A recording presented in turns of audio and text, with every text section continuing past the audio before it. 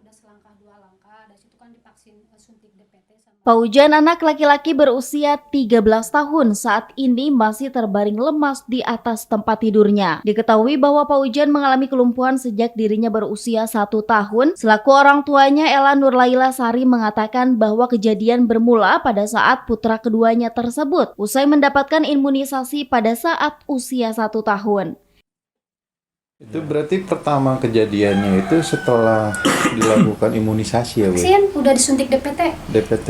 Kalau suntik DPT kan Pak pagi disuntik kita malam suka anget badan anak Yeah. Pak nggak anget ya. Kalau Paujan dulu bukannya anget Pak langsung panas tinggi. Panas tinggi kayak dibakar semua tubuhnya tuh. Terus? Panasnya tuh dari rambut sampai kaki tuh nggak ini panas banget Pak. Sampai dulu tuh matanya yang itu juga sampai nggak kelihatan Pak saking dia nggak kuat nahan panasnya tuh saking nggak kuat. Itu pas panas kayak gitu, Bu, dibawa ke rumah sakit atau Ke gimana?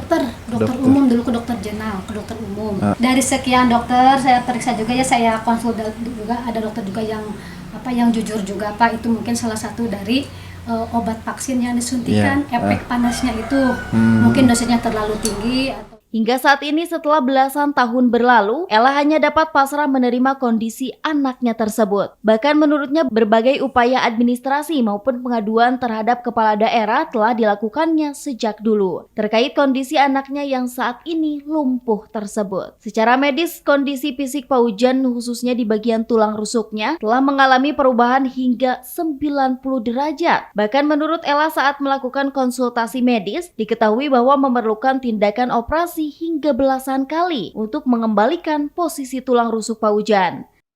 Kemarin, Bu, kalau untuk terapi ke rumah bisa solusinya dari rumah sakit Bu? bisa katanya Pak, cuman kita kan kendalanya dari pembayarannya harus cash dari uang kita sendiri Pak, nggak bisa dari BPJS gitu sampai mencapai 250.000 atau 300.000 dipanggil ke rumah itu gitu Pak. Jadi alatnya dibawa ke rumah sama perawatnya juga, cuman tidak bisa pakai BPJS katanya Pak, harus cash katanya gitu yang jadi kendalanya Pak. Sedangkan kita kan terapinya harus seminggu 2 kali gitu Pak. Kalau misalkan seminggu 2 kali kan udah 600 ya Pak, dikali sebulan udah berapa gitu. Kalau misalkan bisa di-cover sama BPJS mungkin kita mau aja terapinya di rumah gitu Pak, supaya kita nggak repot buat angkat-angkatnya, buat angkat rodanya juga kan repot, buat gendong anaknya juga repot kalau nggak ada laki-laki.